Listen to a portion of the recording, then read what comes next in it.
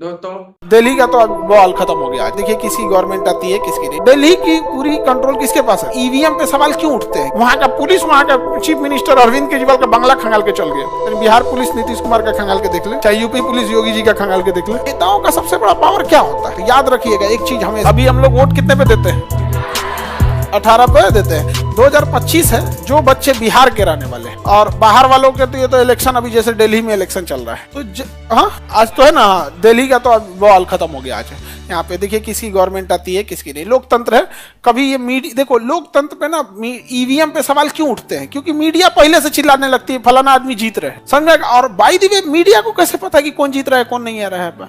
तो क्या है ना, दिमाग में इंसान एक परसेप्शन बना लेता है और उसके हिसाब से रिजल्ट नहीं आता है ना, तो लोगों को लगने लगता है क्या हुआ है, धांधली हुआ है। ये भी गड़बड़ चीज है। अभी बिहार में इलेक्शन आने वाला है, इस साल 25 में ही है इलेक्शन। तो आप में से जितने बच्चे 18 प्लस हो चुके हैं, तो आप लोग को ना जब इलेक्शन पास आता है ना, तो ये वोटर कार्ड बनाने के लिए जो अधिकारी होते हैं अलग अलग कैंप लगाने लगते हैं, स्टार्ट कर दिया फिर से।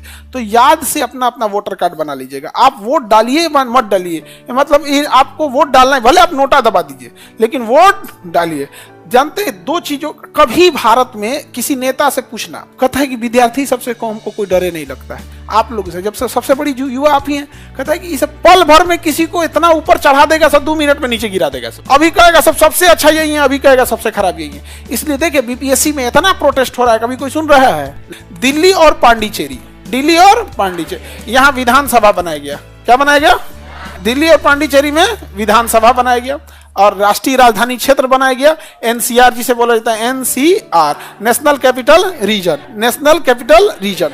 और इसमें बड़ी संशोधन किया गया। कहा गया कि दिल्ली एक ऐसा जगह, पांडिचेरी पे स्पेशली उतना ज्यादा नहीं हुआ, पर दिल्ली पे बहुत ज्यादा रूल कानून बना दिए। दिल्ली में 4 आदमी कंट्रोल करता है दिल्ली। तो दिल्ली जब राष्ट्रीय राजधानी क्षेत्र एनसीआर बनाया गया, नेशनल कैपिटल रीजन, तो कहा गया कि कुछ मेजर कंट्रोल्ड सेंट्रल गवर्नमेंट देखेगी। जैसे पुलिस कौन देखेगी? Central government. दिल्ली पुलिस देखती है। दिल्ली पुलिस डायरेक्टली किसके अंडर में आती है? सेंट्रल गवर्नमेंट, गृह मंत्री के अंदर में आते हैं, गृह मंत्रालय का। तो यानी दिल्ली में अगर कोई क्राइम हो रहा है तो दिल्ली के चीफ मिनिस्टर से बाहर है। वहां का पुलिस, वहां का चीफ मिनिस्टर अरविंद केजरीवाल का बंगला खंगाल के चल गया। बिहार पुलिस नीतीश कुमार का खंगाल के देख ले, चाहे यूपी पुलिस योगी जी का खंगाल के देख ले। बाप रे, 40 गो जांच बैठ जाएगा उसके ऊपर। देखिए आप जब अधिकारी बनिएगा ना, तो याद रखिएगा एक चीज हमेशा, जब आप अधिकारी बनिएगा तो आप जब तक ईमानदार रहेंगे ना, तब तक सब आपसे थोड़ा सा दूरी बना के रखें। वो जानबूझ के आपको कुछ कमाने का मौका देंगे, 1-8 करोड़ लूट लेना। जैसे आप 1-8 करोड़ मार लिए, खत्म कहानी। अब वो आपसे कोई नहीं डरेगा। नेताओं का सबसे बड़ा पावर क्या होता है? वो आपके खिलाफ जांच स्टार्ट करा सकते हैं, जांच स्टार्ट कर दें। जब तक जांच चलते रहेगा, प्रोसीडिंग चालू रहेगी, आपका प्रमोशन रुका रहेगा। तो दिल्ली की पूरी कंट्रोल किसके पास है? दिल्ली पुलिस की कंट्रोल किसके पास में? होम मिनिस्ट्री के बाद दिल्ली पुलिस के। तो ये हो गया कंट्रोल। उसके बाद जो जैसे स्कूलिंग हो गया, सड़कें हो गया, ये सब चीज हो गया, चीफ मिनिस्टर को दे दिया गया। तो एक सेंट्रल गवर्नमेंट संभाल रही है, एक कौन संभाल रही है? चीफ मिनिस्टर संभाल रही है। कौन संभाल रही है? चीफ। बिल्डिंग बनाने का काम दे दिया दिल्ली डेवलपमेंट अथॉरिटी। किसे दे दिया गया? Delhi development authority. तो एक हो गया सेंट्रल गवर्नमेंट और एक वहां का चीफ मिनिस्टर। उसके बाद दिल्ली डेवलपमेंट अथॉरिटी, डीडीए। बहुत बड़े सोसाइटी, फ्लैट, ये सब कौन संभाल रहा है? डीडीए संभाल रहे हैं। वहां पे समझ में आ गया कि नहीं गया? कौन संभाल रहा है? डीडीए। तो समझ में नहीं आता कि ये फ्लैट किसे आता है? डीडीए का है, दिल्ली डेवलपमेंट अथॉरिटी का। तो ये सेंट्रल गवर्नमेंट का है, तो ये कभी क्या लगेगा? स्टेट गवर्नमेंट का। सबका अलग अलग है। वहां पे बहुत झमेला है दिल्ली में। तो ये दिल्ली को इस तरह से बनाया गया था। अब दिल्ली में जब विधानसभा बना दी है, तो 70वां में क्या हुआ कि दिल्ली और पांडिचेरी जो विधानसभा है, यहाँ तो आपने विधानसभा क्या बना दिया। अब इसको राष्ट्रपति के चुनाव में शामिल करेंगे कि नहीं? राष्ट्रपति निर्वाचक मंडल, याद है?